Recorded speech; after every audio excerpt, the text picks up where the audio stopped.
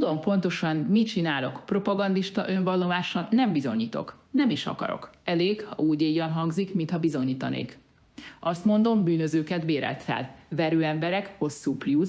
Tudom, hogy nincs ügyiratszám, nincs vádemelés, nincs ítélet. De nem más ész eszelt el. A cél az, hogy a szó előbb érjen az agyba, mint a gondolkodás. Ez a trükk neve rágalom, tényként előadva. Utána jön a bűnlajstrom. Bedobok egymás mellé mindent. Garázdaságrablás, sikkasztás, testi sértés, szexuális erőszak, zsarolás, emberölés. Nem kötöm senkihez. Nem részletezem. Nem kell. Az agy összemossa. Az érzelem dolgozik helyettem. Ez a criminal laundry list. Sokkolás, nem információ. Aztán jön az áldozati keret. Azt mondom, a jobboldali magyarokat meg akarják félemlíteni.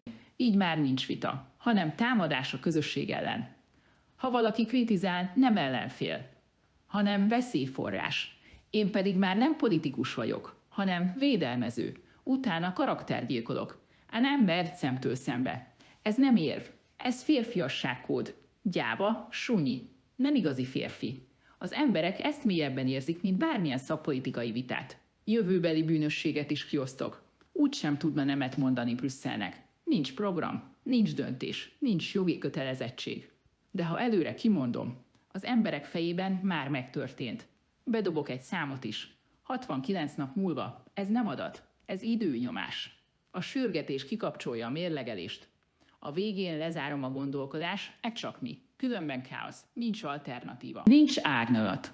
Ez a hamis kettősség.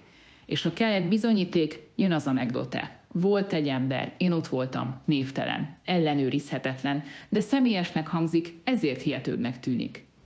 Összefoglalva, amit valójában csinálok, nem tájékoztatok. Érzelmet gyártok, nem bizonyítok. Félelmet indítok. Nem vitázom. Ellenséggépet építek. Nem érvelek. Lezárom a gondolkodást. Ez nem politika, ez érzelmi hadviselés, ahol a tény lassú, a félelem gyors, és én a gyorsat használom.